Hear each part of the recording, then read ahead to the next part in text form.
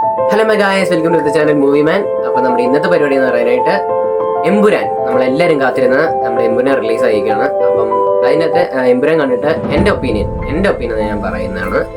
അപ്പം let's go. Empuraan കണ്ടിട്ട് എനിക്ക് ഇഷ്ടപ്പെട്ടു. അടിപൊളി പടമാണ്. അപ്പം നമ്മൾ എൻ്റെ ഒരു അഭിപ്രായം പറയാനായിട്ടെന്ന് പറഞ്ഞാൽ കൂടുതൽ എക്സ്പെക്റ്റേഷനായിട്ട് പോകാതിരിക്കുക. കൂടുതൽ എക്സ്പെക്റ്റേഷനും കാര്യങ്ങളൊക്കെ ആയിട്ട് പോയി കഴിഞ്ഞാൽ, അതായത് നമ്മളെ അവിടെ ഇങ്ങനെയായിരിക്കും അങ്ങനെയായിരിക്കും എന്നൊക്കെ പറഞ്ഞ് പോയി കഴിഞ്ഞാൽ നമ്മൾ ഡിസപ്പോയിൻമെൻ്റ് ആയിട്ട് പോരേണ്ടി വരും. അപ്പോൾ ഒരു കൂടുതൽ എക്സ്പെക്റ്റേഷൻ കാര്യങ്ങളൊക്കെ ആയിട്ട് പോകാതിരിക്കുക. പിന്നെ പടം കൊള്ളാം, പടം എനിക്ക് ഇഷ്ടപ്പെട്ടു. അത്യാവശ്യം മേക്കിങ്ങും കാര്യങ്ങളൊക്കെ കൊള്ളാം. നമ്മൾ സ്റ്റോറീനെ കുറിച്ച് പറയുകയാണെങ്കിൽ ഒരു ആവറേജ് മൂവി ആയിട്ട് എനിക്ക് പറയാൻ പറ്റുള്ളൂ. കാരണം ലൂസിഫറിനൊക്കെ അപേക്ഷിച്ച് പറയുമ്പോൾ ഒരു ആവറേജ് മൂവിയാണ്. ലൂസിഫറൊക്കെ എന്ന് പറയുമ്പോൾ അടിപൊളി മൂവിയായിട്ട് ഇതോടെ ലൂസിഫറും എമ്പുരാനായിട്ട് കമ്പയർ ചെയ്യുമ്പം ആവറേജ് മൂവിയായിട്ട് പറയാൻ പറ്റുള്ളൂ.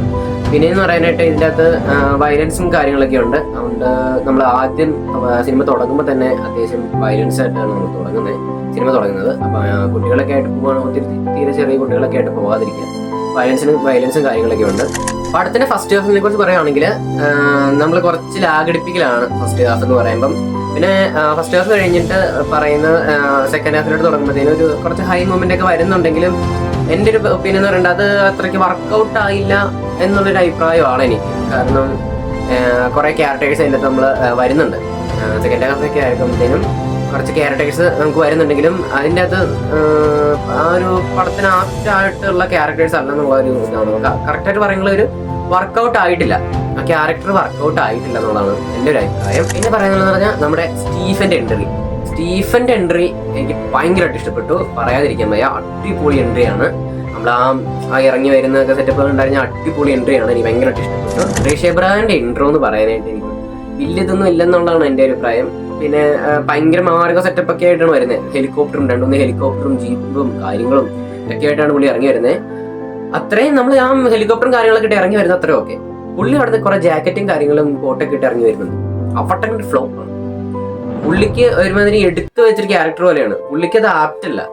ആ മോഹൻലാലിന് ഖുറൈഷി എബ്രഹാം എന്നുള്ളൊരു ക്യാരക്ടർ എനിക്ക് തോന്നിയത് ഒരു പുള്ളിക്ക് ആപ്റ്റല്ല. ആ ക്യാരക്ടർ പുള്ളിക്ക് ആപ്റ്റല്ല എന്നുള്ള രീതിയിലാണ് എനിക്ക് തോന്നിയത്. പക്ഷേ അതിൻ്റെ അത് സ്റ്റീവൻ എന്ന് പറഞ്ഞ ക്യാരക്ടർ പുള്ളിക്ക് മാത്രമേ ചെയ്യാൻ പറ്റൂ. അത്രയ്ക്ക് എഫക്റ്റീവായിട്ടാണ് പടം പുള്ളിക്ക് അത് ചെയ്തു. ലൂസിഫറിൽ എങ്ങനെയാണോ അതുപോലൊരു സെറ്റപ്പ് തന്നെയാണ് നമ്മുടെ എമ്പുരാനിലും സ്റ്റീഫൻ നെടുമ്പള്ളിനെ പുള്ളി ചെയ്തു വെച്ചേക്കുന്നത്. സ്റ്റീഫൻ നെടുമ്പള്ളി അടിപൊളിയാണ്. അതിൻ്റെ അകത്ത് പുള്ളിയുടെ ക്യാരക്ടർ അതിൻ്റെ അടിപൊളിയാണ്. പക്ഷേ ഋഷി അബ്രഹാമിൻ്റെ ഋഷി അബ്രഹാം എങ്ങനെയാണ് ആയെന്ന് പോലും അതിനകത്ത് പറഞ്ഞില്ല. ആ ഒരു സെറ്റപ്പിലാണ് സിനിമ പോകുന്നത്. ഇതിൻ്റെ അകത്ത് റോള് വരുന്നത് നമ്മുടെ ആന്റണി പെരുമ്പാവൂരൊക്കെ ഇതിൻ്റെ അകത്ത് അഭിനയിച്ചിട്ടുണ്ട്. അപ്പം ലൂസിഫറിൽ അറിയാം ഒരു കൈയൊക്കെ കാട്ടി അങ്ങ് പോകുന്ന സെറ്റപ്പാണ്. പക്ഷേ ഇതിൻ്റെ അകത്ത് റാവുത്തർ എന്ന് പറഞ്ഞ റോള് ചെയ്തിട്ടുണ്ട്. ചിരിക്കാനുള്ള വകുപ്പുണ്ടെന്നാണ് എൻ്റെ ഒരു അഭിപ്രായം. നമുക്ക് ലൂസിഫറിൽ ചിരിക്കാനുള്ളതൊന്നും കണ്ടില്ലല്ലോ. അപ്പം അതുകൊണ്ട് പൃഥ്വിരാജ് ഇതിൻ്റെ അകത്തൊരു ചിരിക്കാനുള്ള വകുപ്പ് നമുക്ക് ഉണ്ടാക്കി തന്നിട്ടുണ്ട്. നമ്മളത് ആ റാവുത്തർ എന്ന റോള് ചെയ്യുന്നതുകൊണ്ട് നമുക്ക് അത്യാവശ്യം ചിരിക്കാനുള്ള വക ഉണ്ടാക്കി തന്നിട്ടുണ്ട്. അപ്പോൾ അത് ആ പുള്ളിയുടെ ഒരു ആവശ്യം വരുന്ന കേസാണ്. അതിൻ്റെ അകത്ത് വേറെ ചെറിയ റോള് കൊടുക്കാനുള്ളതിന് പുള്ളി റാവുത്തർ എന്നൊരു റോള് കൊടുത്തു വെച്ചേക്കാണ്.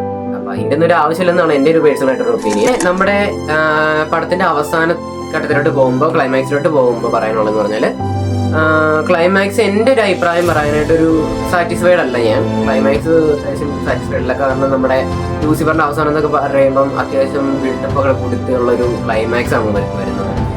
പിന്നെ വേറെ കാര്യം എന്ന് പറഞ്ഞാൽ ലൂസിഫറിന്റെ ക്ലൈമാക്സിൽ അടിപൊളി ഒരു പാട്ടും കാര്യങ്ങളും ഫൈറ്റും കാര്യങ്ങളൊക്കെ ഉണ്ട്. അപ്പോൾ അത് നമുക്ക് ഭയങ്കരമായിട്ട് എക്സ്പീരിയൻസ് ഒരു അടിപൊളി ഇതാണ്. പക്ഷേ നമ്മുടെ എമ്പുരാനിലോട്ട് വരുമ്പോൾ ലാസ്റ്റ് ഫൈറ്റ് അത്യാവശ്യം കൊള്ളാം. പക്ഷേ അതിൻ്റെ അകത്ത് ആ ഒരു ഇതിലോട്ട് പോകുന്ന ഒരു ഘട്ടത്തിലാണെങ്കിൽ തന്നെയും അത്രയ്ക്ക് എഫക്റ്റീവ് അല്ല. നമ്മൾ ആ ഫൈറ്റിന്റെ അപ്പുറം തന്നെയാണ് തന്നെയും അത്രയ്ക്ക് എഫക്റ്റീവായിട്ടൊന്നും തോന്നിയൊന്നുമില്ല എനിക്ക്. പിന്നെ ക്ലൈമാക്സിന്റെ ആയിട്ട് വരുമ്പം ഏതാണ്ട് ഒരു നമ്മുടെ പൃഥ്വിരാജ് സ്കോർ ചെയ്ത് മോഹൻലാലിന്റെ ഒരു പേര് സൈഡാക്കി വിട്ടു എന്നുള്ളൊരു രീതിയിലൊക്കെയാണ് ക്ലൈമാക്സ് പോണേ. അപ്പൊ രാജുഭായ് സ്കോർ ചെയ്തിട്ടുണ്ട് ഇതിൻ്റെ അകത്ത്, നമ്മൾ ലാലേട്ടനെ സൈഡാക്കി വിട്ടേക്കാണ്. അപ്പോൾ ക്ലൈമാക്സ് ഒക്കെ അങ്ങനെ വന്നേക്കുന്നത്. കൂടുതൽ റിവീൽ ചെയ്യുന്നതിന് നിങ്ങൾ തിയേറ്ററിൽ പോയി പടം കാണുക. അപ്പോൾ നിങ്ങൾക്ക് കൂടുതൽ ക്ലാരിഫൈ കിട്ടും. എൻ്റെ ഒരു ഒപ്പീനിയൻ ആണ് നമ്മൾ പറഞ്ഞത്. പേഴ്സണലായിട്ട് എനിക്ക് അത്രയ്ക്ക് സാറ്റിസ്ഫൈഡ് അല്ല ക്ലൈമാക്സ് ആയിട്ടും.